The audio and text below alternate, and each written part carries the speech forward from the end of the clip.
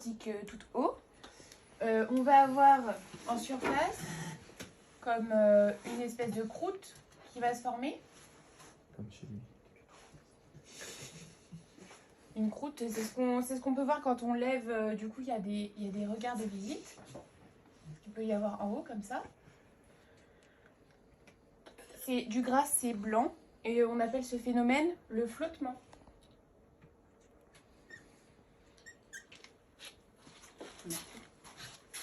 Le flottement ou la flottation? Flottement ou flottation? La flottation, c'est mieux? Ouais. Il y a 2 T? Ouais. Non, un seul. Flottation. Je vais y arriver.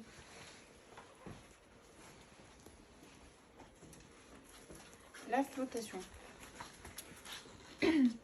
Ensuite, dans la partie basse de la cuve, il va y avoir toutes les particules lourdes qu'il y a du coup dans les eaux ménagères qui sont un petit peu plus... Oui, c'est des particules qui vont pas flotter, justement, elles vont tomber au fond de la cuve et qui sont aussi dans les eaux vannes, quoi. Donc, ça va créer comme de la boue. Donc là, c'est le gras. Graisse. La graisse ou le gras, c'est pareil. Alors ça s'appelle le chapeau. Oh, oui. Mais c'est du gras.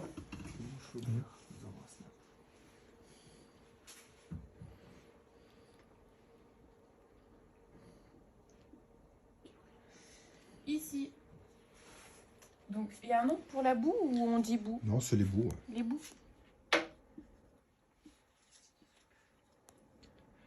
Alors, est-ce que tu peux nous dire déjà, quand les eaux ménagères, les eaux vannes, les effluents, quand ils arrivent dans la fosse septique, quels sont les deux principaux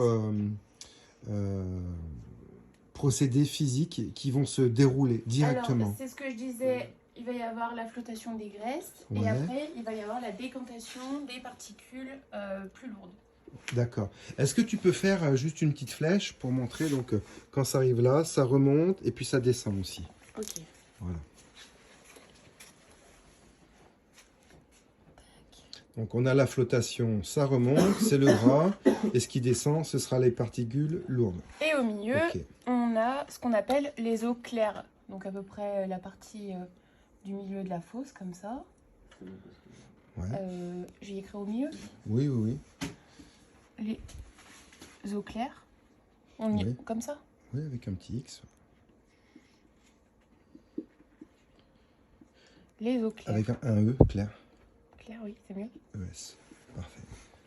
Et donc, on a le dernier principe. Alors il faut que tu l'expliques, ce principe, c'est important. Qu'est-ce qui se passe dans une fosse septique?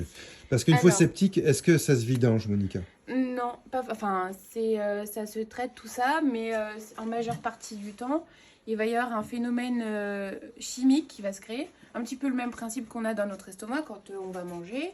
On va avoir une réaction chimique. Et cette réaction chimique, elle va être faite grâce aux bactéries anaérobies Ouais. qui vont se trouver dans la fosse.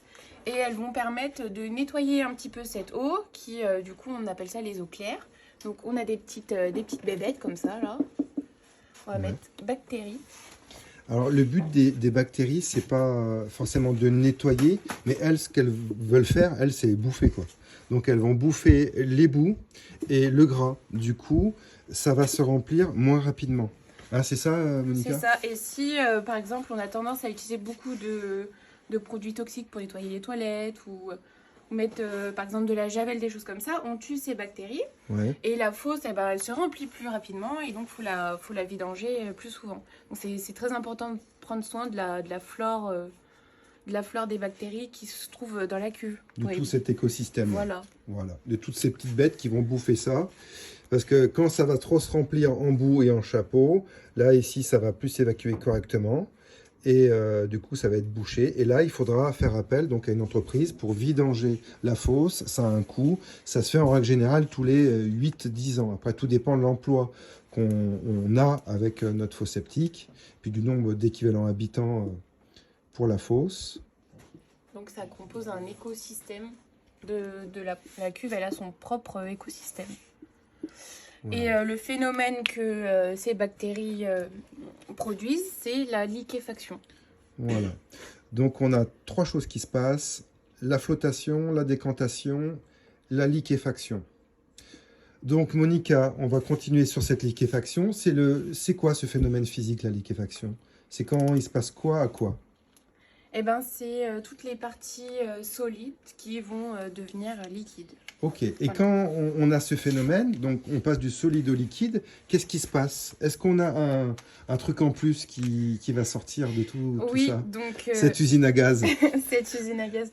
Oui, donc justement, il faut faire très attention. C'est un petit peu comme les humains. Voilà, nous, on mange, on fait des petits paix, et on arrive à les évacuer. Bah, la cuve, c'est exactement pareil. Donc nous, quand on va faire installer notre fosse septique, on va dire à ceux qui l'installent, ils vont nous sortir un petit tuyau de 100 ou un tuyau de 80, avec une aération pour que le gaz, qui s'appelle le méthane, puisse s'échapper. Donc cette aération, elle peut se faire en sortie de cuve, mais ça va avoir tendance d'avoir des odeurs comme ça dans le jardin si la cuve est dans le jardin. Ou si la maison est proche de la cuve, en fait, on va pouvoir faire passer le tuyau contre les descentes de chenaux, ou les faire remonter jusqu'en haut du toit et les faire dépasser pour que ça prenne bien l'air et qu'il n'y ait pas d'odeur en basse partie au niveau de la maison. Très bien, ok.